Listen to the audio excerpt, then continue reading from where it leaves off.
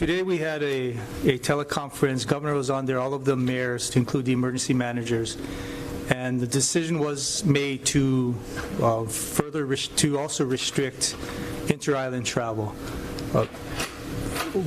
So the decision is we're going to do it. Now we're trying to figure out the logistics. I thought we were going to do it when we first talked. No, before we were not. We were just considering. Now the decision has been made. We got to do it. So we're working on first what are the exemptions, because there's serious second order effects, and some may be unintended consequences. Right.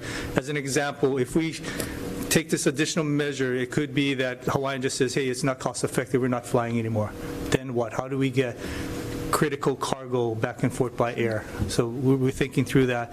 The other one is I had asked, I don't think we'll get there, but I had asked that if we can have a statewide exemption list.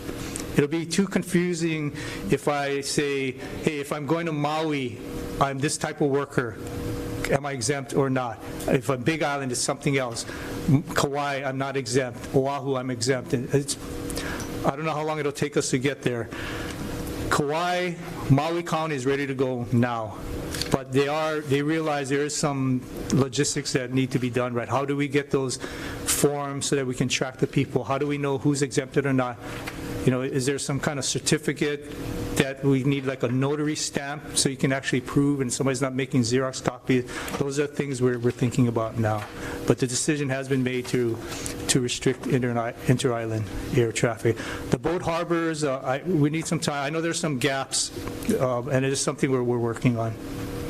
Are you happy and satisfied with, so far I know, they only started the mandatory 14-day quarantine for arriving passengers, but last night on the news they interviewed a couple of people coming in saying they didn't feel that it was stringent enough or that enough attention was being given. They were released into the public. So we talked with airports, and airports said that they thought they could. Yeah, so that is the current policy, right? So everyone that comes in, it's a mandatory self-quarantine. Right. We're not locking them in hotels or anything like that. That is a next step consideration. That's why we're doing surveys and assessments of different hotels, apartment-type complex. But short of that, putting them somewhere, is that the screening they felt wasn't somehow strict enough, and I think airports had some recommendations on how we can make it a little bit more efficient, but they said they're just following directives, and I said, well, the fact that they're seeing the day-to-day and you're not, perhaps they need to make these recommendations to you on how we can improve the process, because this is new, and so we're going to have some bumps and so forth. Yeah, absolutely. So, again, was basically 2 days, right? We came up with this plan. I was actually extremely impressed and happy with how it was executed. The Department of Transportation Airports was critical to this plan. Creating the plan, following the guidance that I gave, working with the airlines. We're trying to figure out, hey, who's going to do this? So we're going to have National Guardsmen out there, and it would take more than 7 days to get a badge. We wouldn't even be able to do it, and it was airports, I think, together with the airlines that came up with the brilliant idea. Why don't we use the people that would be laid off, the agents and everything that already have badges?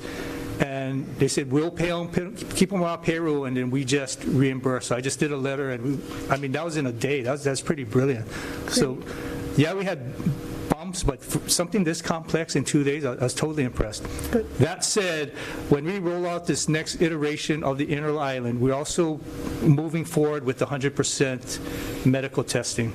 The testing for the fever. We were kept being told that it's not accurate, not successful, it's a waste of effort.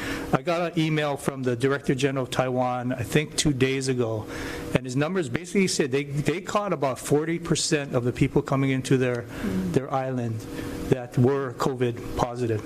So to me, that's good enough. So that's why we're going to press forward.